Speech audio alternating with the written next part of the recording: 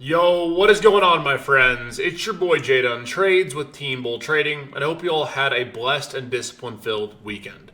We are live and back in action with yet another Sunday watch list where I'm going to break down my exact stocks, levels, setups, and more to help you get prepared for the incoming trading week and stay disciplined in the process. So that being said, if you guys do get some value from this video, make sure you tap in, hit that subscribe button, and let's learn and level up together. Now, before we get started, two things. For one, for my Team Bull fam, I likely won't be as active this week.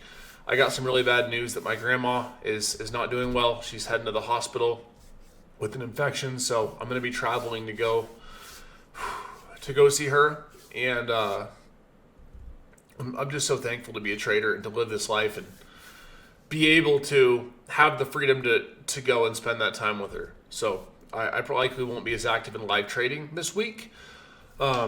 But anyhow, just wanted to point that out there. So I'll have your guys' recaps out when I get back to trading at my desk. And, just remember to stay disciplined over dopamine every single day.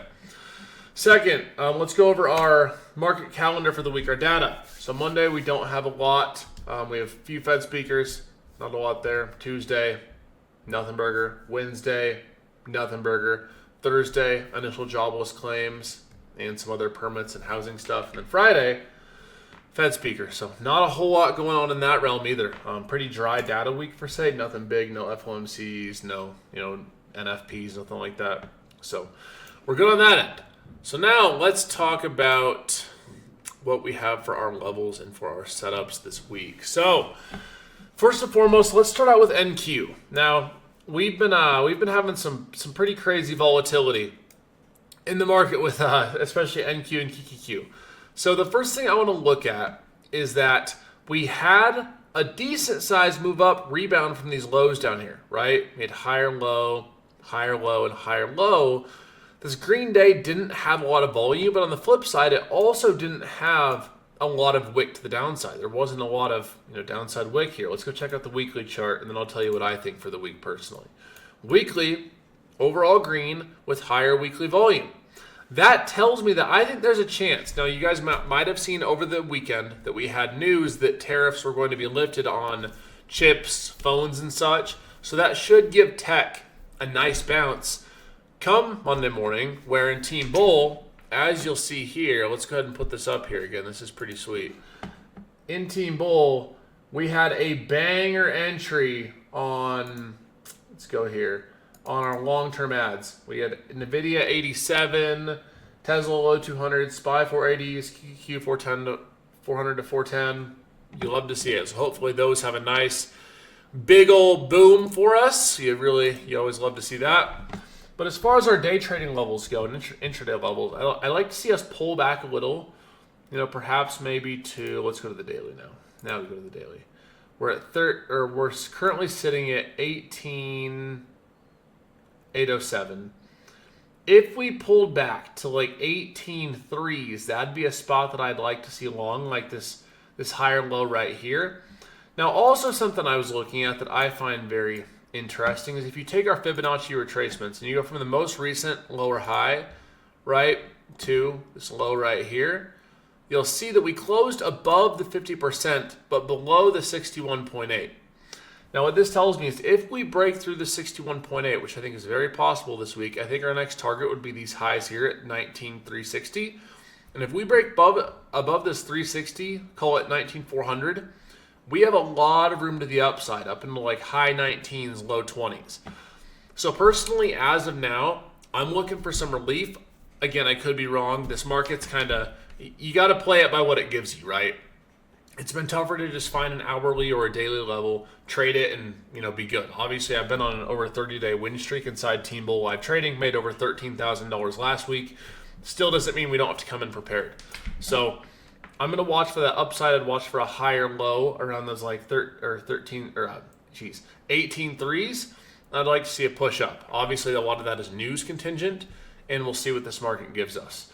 On the flip side, for downside movement, I'd like to see us break and hold below this 18 area. If we break and hold below 18, I think we can make new lows here. If we can break and hold it, that's the key. Holding it and having volume confirmed.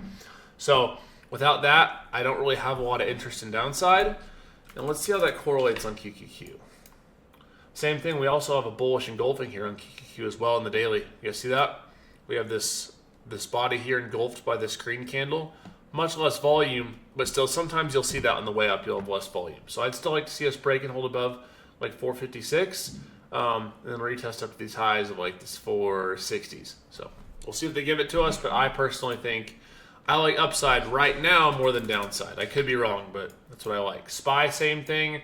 Bullish engulfing here. I'd like to see us retest back up to like 550. We break above that, 555. We have this gap to fill in the daily. Pretty certain that fills. Can watch for a lower high entry too. Let's see. I don't really like any bounces on SPY. You know, maybe as long as we hold this 509, if we can make a daily or even a weekly high or low down here, find this move up, or like maybe we move down first, find our support, rebound aggressively, and we take this rip over like 536.5, this high right here, to test these highs. That's what I would personally like to watch on that for SPY. That's my main watch there. As far as lows go, again, if we break below 510, we can watch for a move down, but until we break those lows, I really don't have any interest in that personally. So let's go to Tesla. Let's check out Tessie baby. Tesla actually looks decent. You know, we've made some serious higher lows there. You know, we have this trend line. It's actually pretty clean. I'm not really a trend line trader, but it's actually pretty clean there. So if we can break and hold above this, I think if the market can just not die, we can see a nice move up on Tesla too. So we'll watch for that as well. A break and hold above this trend line. So maybe call it like 260s, break and hold above. We can go test like the 290 areas and above. I still like Tesla on dips down. I stand by what I said earlier in our swing trading channel inside Team Bull. I think we see a lot higher on Tesla. You know, whether we see lower first, I'm not sure. But right now, my bias remains to the upside, you know, based on a few things. We see this aggressive volume here, high red volume here, but look at the wick, guys. Look at the wick. It's all to the upside. There's only a small red body. So I think we're getting ready to have a nice move up on Tesla. It's just going to take some volume and the market not dying. So as long as we don't get crazy tariff news or the market doesn't just collapse, I think we're going to see a nice move to the upside on Tesla.